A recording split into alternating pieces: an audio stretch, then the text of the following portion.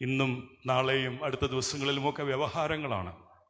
എന്നെ പള്ളികളിൽ നിന്നും കയറ്റരുതെന്നുള്ളതാണ് എൻ്റെ സഹോദരങ്ങൾ. ഞാൻ അവരെ സ്നേഹിക്കാൻ കൂടുതൽ സ്നേഹിക്കുന്നത് അവരെന്നെ എങ്ങനെ എത്രമാത്രം ഉപദ്രവിക്കാൻ പറ്റുമെന്ന് അവർ നോക്കണേ. പക്ഷെ അവരെത്ര ഉപദ്രവിച്ചാൽ എനിക്ക് അവരോടുള്ള സ്നേഹം കുറയാൻ പോണില്ല. അതാണ് ക്രിസ്തു പഠിപ്പിച്ചിട്ടുള്ളത്.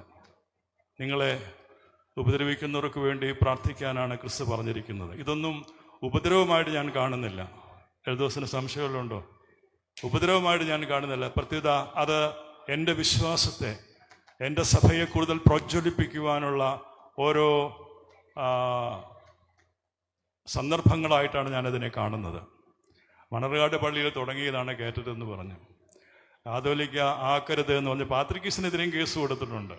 പരിശുദ്ധ പാത്രിക്കീസ് 1-ാം പ്രതിയാക്കിക്കൊണ്ട് 2 കേസുണ്ട് കോട്ടയത്ത്. അതുകൂടാണ്ട് പരീക്കണ്ണിൽ ഒരു പാവപ്പെട്ട പള്ളി, ആ മോനോട് ഇരിപ്പുണ്ട്, സാധു പള്ളി, 10, 100, 150 വീട്ടുകാരേ ഉള്ളൂ. അവിടെ 2-3 പേരുണ്ട് നമ്മുടെ ഈ ഇഷ്ടപ്പെട്ട സഹോദരങ്ങൾ. അവിടെ എനിക്കറിയില്ല അവിടെ കേസൊന്നും ഉണ്ടെന്നുള്ളതൊന്നും. ഞാൻ പോയി കുർബാന ചൊല്ലി നല്ല വാക്കൊക്കെ പറഞ്ഞ് തിരിച്ചു പോകുന്നു. അതിൻ്റെ പുറകെ പോലീസ് ചെന്നിരിക്കുന്നു. അവർ ഓർത്തഡോക്സർ പറഞ്ഞു വിട്ടതാണ്.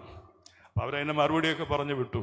അങ്കമാലി ഭദ്രാസനത്തിലെ, കണ്ടനാട് ഭദ്രാസനത്തിലെ, കൊച്ചി ഭദ്രാസനത്തെ പള്ളികളിൽ യൂലിയോസ് തിരുമേനിയും ഞാനും കയറരുത് എന്ന് പറഞ്ഞ് കേസ് കൊടുത്തിട്ടുണ്ട്. ബാക്കി തിരുമേനിയർ വെറുതെ വിട്ടു എന്ന് എനിക്ക് തോന്നുന്നു. അപ്പുറം തിരുമേനിയെ പിടിച്ചിട്ടില്ല, പുറകെ വരുന്നുണ്ടാവും. എന്തായാലും ഇതൊന്നും ഈ സഭയെ തളർത്താനുള്ള മറുമരുന്നാവില്ല, ഉറപ്പാണ്. ഇതെല്ലാം ഈ സഭയ്ക്ക് കൂടുതൽ ഊർജം പകരുന്നതായിരിക്കും എന്ന് ഞാൻ വിശ്വസിക്കുന്നു. ഓർത്തഡോക്സ് സഭയിലെ, ഇന്ത്യൻ ഓർത്തഡോക്സ് സഭയിലെ എൻ്റെ സഹോദരങ്ങൾ, അവർക്കൊരു തിരിച്ചറിവുണ്ടാകും. അപ്രയം തിരുമേനി, അദ്ദേഹം ആ സഭയിലെ ആദരണീയനായ ഒരു തിരുമേനിയാണ്. അദ്ദേഹത്തിൻ്റെ വാക്കുകൾക്ക് ശ്രദ്ധ കൊടുക്കുന്ന ധാരാളം ആളുകൾ അവിടെയുണ്ട്. ഏതായാലും നിങ്ങളുടെ ഹൃദയത്തിൽ എനിക്ക് ഇടം തന്നിരിക്കുന്നിടത്തോളം കാലം എനിക്കത് മതി. അതിൽ ഞാൻ വിശ്വസിക്കുന്നു, അത് ഞാൻ ഇഷ്ടപ്പെടുന്നു. തിരിച്ചും അങ്ങനെ തന്നെ ആയിരിക്കും. ദൈവം നിങ്ങളെ അനുഗ്രഹിക്കട്ടെ. അതേ തിരുമേനി 1934 ഭരണഘടന അങ്ങും ഒപ്പിട്ടിട്ടുള്ളതാണ്. പിന്നെ വിഘടന മനോഭാവം അത് അങ്ങേക്ക് ജന്മനായുള്ളതൊന്നുമല്ല, വിരട്ടലിന്റെയും ഭീഷണിയുടെയും പുറത്തുണ്ടായതാണ്. കോടതി വിധി നിങ്ങൾ ചോദിച്ചു വാങ്ങി. അപ്രയം തിരുമേനിയും കോടതി വിധിയെ തരം താഴ്ത്തി സംസാരിച്ചു. സഭയുടെ നിലപാട് അപ്രയം മെത്രാൻ നൽകിയ പ്രതിജ്ഞയ്ക്ക് വിരോധമായി ഭവിച്ചു. ഇതൊക്കെയാണ് നടപടിക്ക് കാരണങ്ങൾ, അല്ലാതെ അങ്ങ് തള്ളിവിടുന്ന പള്ളിപ്പിടുത്തമല്ല.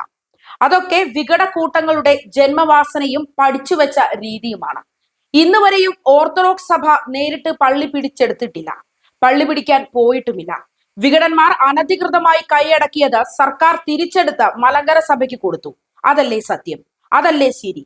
സത്യം സത്യമായി പറയൂ പിതാവേ. കോടതിയിൽ പോയത് ക്ഷീണമായോ? പോയതാരാ? KS വർഗീസ് അല്ലേ?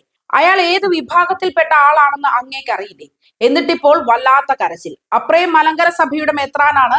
അദ്ദേഹത്തെ ശാസിക്കാനും ശിക്ഷിക്കാനും മലങ്കര സഭയ്ക്ക് അധികാരവും സ്വാതന്ത്ര്യവുമുണ്ട്. ഏത് മെത്രാനായാലും ശാസിക്കും, ശിക്ഷിക്കും, സംരക്ഷിക്കും. അത് മലങ്കര സഭയുടെ കെട്ടുറപ്പാണ്. മലങ്കര സഭ കെട്ടുറപ്പുള്ള, അടിസ്ഥാനമുള്ള, പാരമ്പര്യമുള്ള സഭയാണ്. അല്ലാതെ 2002 തട്ടിക്കൂട്ട് സൊസൈറ്റി അല്ല. അങ്ങ് നിലനിൽപ്പ് നോക്കി ലെബനോൻ ഭദ്രാസനമായ പാത്രിയാർക്കീസിന്റെ കാര്യം നോക്കുന്നതല്ലേ ഭംഗി? നിങ്ങൾ ലിസ്റ്റ് ചെയ്ത പള്ളികൾ എല്ലാം സർക്കാർ മലങ്കര സഭയ്ക്ക് വീണ്ടെടുത്ത് കൊടുത്തുകൊള്ളാം. അതിനു മുമ്പ് പാവമണികൾ മഴയത്ത് വിശുദ്ധ കുർബാനയ്ക്ക് നിൽക്കാൻ ഇടയാക്കാതെ 10 ഷെഡുകൾ പണിത് കൊടുത്താൽ നന്നായിരിക്കും.